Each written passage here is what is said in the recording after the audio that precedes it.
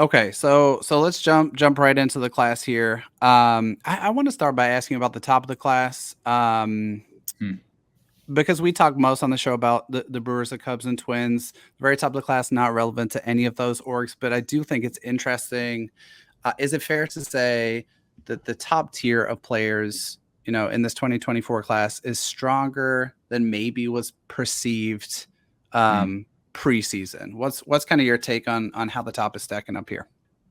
Yeah, I think that's a good call. I think really all the players in our kind of top tier, which I think you could define as a top 8, you could define as a top 11, wherever you want to draw that tier break is fine with me. But I think after the top 11 players, there's a pretty clear cutoff in my mind. Most of the public boards have the same 11 players. Most of the scouts I've talked to have the same 8 players at the very top. And I think that top end group largely has really performed well this spring, whether you're talking about offensive steps forward from players like Travis Bazzana or nuclear seasons like Charlie Condon, really phenomenal pitching performances in a college hitting heavy era with Chase Burns and Hagen Smith, guys like Nick Kurtz, Brandon Montgomery, JJ Weatherholtz, all firing on all cylinders. Jack Caglione cut his strikeout rate.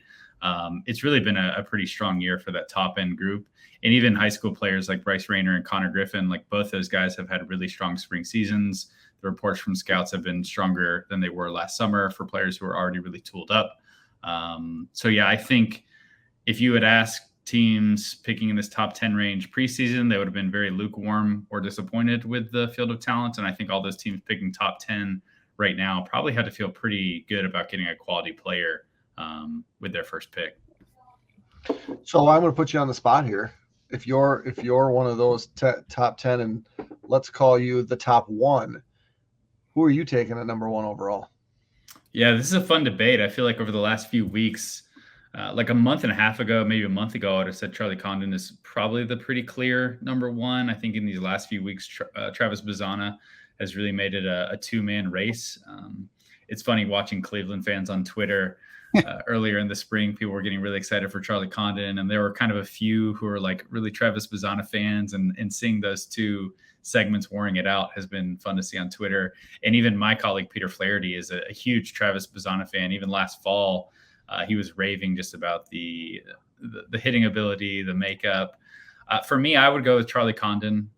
I just think that the physical projection he still has remaining, the power upside, the defensive versatility, which I wouldn't have expected to be a piece of his profile in a positive way at the beginning of this spring. I think it's actually a really intriguing part of his game now. And I just think that while I do have a lot of conviction in Bazzana being a really high-end hitter, I think Charlie Condon, I mean, he's done nothing but show that he can be a plus hitter for 2 years now in the SEC. I mean, he led the country in average and home runs. It's pretty impressive to do both of those things.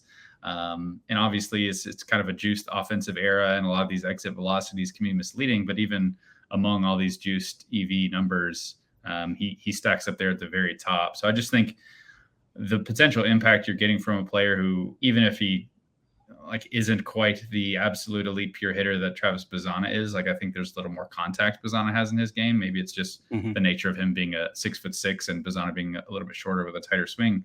I think you're still getting a really well-rounded player who might have the best hit power tools in the class. And ultimately that's what you want to draft at the very top, an impact offensive performer. So for me, it's Condon. If you wanted to argue Travis Bazzana, I wouldn't fight you too hard over that. I think we're actually both team Condon, but for sure, It's definitely true that gap has narrowed, because we nerdily track their kind of composite ranking, and they're down to like 1.5 and 1.8 now, I think, at this point. So it's really, really kind of neck and neck.